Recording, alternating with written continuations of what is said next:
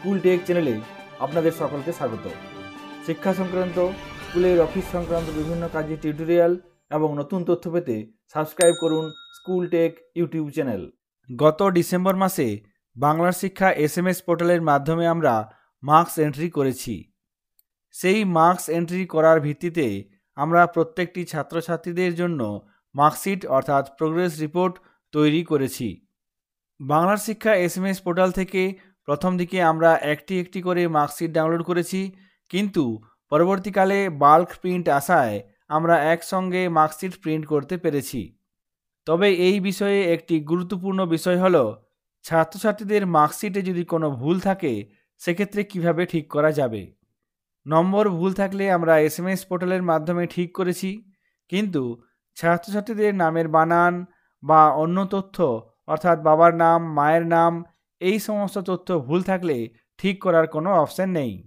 বাংলার শিক্ষা পোর্টালে নামের বানান বা অন্যান্য তথ্য ঠিক করলেও SMS পোর্টালের মার্কশিটে সেই তথ্য আপডেট হয় না। সুতরাং প্রোগ্রেস রিপোর্টে কোনোভাবেই ছাত্রছাত্রীর নাম, বাবার নাম, মায়ের নাম এই সমস্ত ঠিক করা যাবে না। এই পরিস্থিতিতে কিভাবে ছাত্রছাত্রীদের মার্কশিট আপডেট করবেন, ছাত্রছাত্রীদের নামের বানান ভুল বা বাবার নামের বানান ভুল, সেক্ষেত্রে আপনারা কিভাবে আপডেট করবেন সেই বিষয়ে আজকে বিস্তারিত আলোচনা করব। কোনো ছাত্রছাত্রীর প্রোগ্রেস রিপোর্ট কার্ডে যদি নামের বানান ভুল থাকে, বাবার নাম, মায়ের নাম ইত্যাদি তথ্য যদি ভুল থাকে, সেক্ষেত্রে ঠিক করার জন্য প্রথমে আমরা বাংলার শিক্ষা পোর্টালে গিয়ে সেই ছাত্র বা ছাত্রীটির বাংলার শিক্ষা পোর্টালের তথ্য ঠিক করে নেব। সেই জন্য আমাকে বাংলার শিক্ষা পোর্টালে লগ ইন করে নিতে হবে। বাংলার শিক্ষা পোর্টালে লগ ইন করার পর বাঁ দিকে স্টুডেন্ট এন্ট্রি আপডেট অপশান আছে। এই এন্ট্রি আপডেট অপশানে গিয়ে ছাত্রছাত্রীর নাম, বাবার নাম, মায়ের নাম, ডেট অফ বার্থ এই সমস্ত বিষয়গুলি আমরা ঠিক করার জন্য আপডেট স্টুডেন্ট আইডেন্টিটি এই অপশানটিতে ক্লিক করব। এখানে ছাত্র বা ছাত্রীটির স্টুডেন্ট কোড লিখব, তারপর সার্চ করে এখানে সমস্ত ডিটেলস চলে আসবে। এখানে কারেকশন করার পর আমরা আপডেট করে নেব। বাংলার শিক্ষা পোর্টালে ছাত্রছাত্রীদের তথ্য কিভাবে ঠিক করবেন সেই সংক্রান্ত বিস্তারিত ভিডিও চ্যানেলে আছে। তাছাড়া আপনারা ডেসক্রিপশন বক্সে দেওয়া লিঙ্ক থেকে এই সংক্রান্ত ভিডিও পেয়ে যাবেন। এই অপশানে এসে ছাত্র বা ছাত্রীটির বিভিন্ন তথ্য ঠিক করে নেওয়ার পর মার্কশিটে সেই তথ্য আপডেট হয় না। সেই জন্য আমরা বাংলা শিক্ষা SMS পোর্টাল থেকে যেরকমের মার্কশিট পাওয়া যায় সেরকমের একটি মার্কশিট বানিয়ে নিয়েছি। বাংলার শিক্ষা পোর্টালে ছাত্র বা ছাত্রীটির তথ্য ঠিক করে নিতে হবে প্রথমে। তারপর আমরা এখানে এই বানানো মার্কশিট থেকে সমস্ত তথ্য পুট করে তার প্রোগ্রেস রিপোর্ট কার্ডের তথ্য ঠিক করে নেওয়ার পর তাকে দিতে পারবো। SMS পোর্টাল থেকে কোনোভাবেই আপডেট মার্কশিট পাওয়া যাবে না। সেই জন্য আমরা একটি ওয়ার্ড ফাইল বানিয়ে নিয়েছি। এই ফাইলে আপনারা ছাত্র বা ছাত্রীটির তথ্য কারেকশন করে নিয়ে ছাত্র বা ছাত্রীটিকে নাম্বার বসিয়ে দিয়ে আপনারা দিতে পারবেন।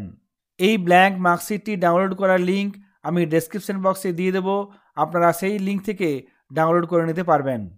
ক্লাস 5, 6, 7, 8, 9 প্রত্যেকটি ক্লাসের জন্য ব্ল্যাঙ্ক মার্কশিট আপনারা পেয়ে যাবেন। এই ব্ল্যাঙ্ক মার্কশিটটি এডিট করে অর্থাৎ পূরণ করে নিয়ে প্রিন্ট আউট করে ছাত্রছাত্রীদের হাতে তুলে দিতে পারবেন। বাংলার শিক্ষা পোর্টালে তথ্যটি আপডেট করলেও বাংলার শিক্ষা SMS পোর্টালে আপডেট মার্কশিট পাওয়া যাবে না। তাই আমরা এই পন্থা অবলম্বন করে ছাত্রছাত্রীদের হাতে সংশোধিত মার্কশিট তুলে দিতে পারব। এই ব্ল্যাঙ্ক প্রোগ্রেস রিপোর্টটি ডাউনলোড করার জন্য ডেসক্রিপশন বক্সে লিঙ্ক দেওয়া থাকবে, আপনারা সেই লিঙ্ক থেকে ডাউনলোড করে নিতে পারবেন। পরবর্তীকালে এডিট করে অর্থাৎ নম্বর বসিয়ে বিভিন্ন তথ্য বসিয়ে আপনারা প্রিন্ট করে নিয়ে ছাত্রছাত্রীদের হাতে তুলে দিতে পারবেন। অনেকেই প্রশ্ন করেছিলেন মার্কশিট কীভাবে কারেকশন করা যাবে। আমরা এই পন্থা অবলম্বন করে মার্কশিট আপডেট করতে পারবো। এখানে স্কুলের নাম, DISE code, circle, district, email, phone number, ছাত্রছাত্রীর নাম, medium, class, roll number, mother's name, father's name, guardian's name, student code এই সমস্ত বিষয়গুলি লিখবেন। তারপর এখানে নম্বরগুলি লিখবেন। সমস্ত রিপোর্ট কার্ডটি ফিল আপ করার পর আপনারা প্রিন্ট করে এটি ছাত্রছাত্রীদের হাতে তুলে দিতে পারবেন। কিভাবে ছাত্রছাত্রীদের হাতে সংশোধিত মার্কশিট তুলে দিতে পারবেন সেই সংক্রান্ত বিষয়ে আজকে বিস্তারিত আলোচনা করলাম। ভিডিওটি যদি আপনাদের কাজে লাগে অবশ্যই লাইক করবেন এবং এই চ্যানেলে নতুন হলে চ্যানেলটিকে সাবস্ক্রাইব করবেন। সকলে ভালো থাকবেন, সুস্থ থাকবেন। ধন্যবাদ।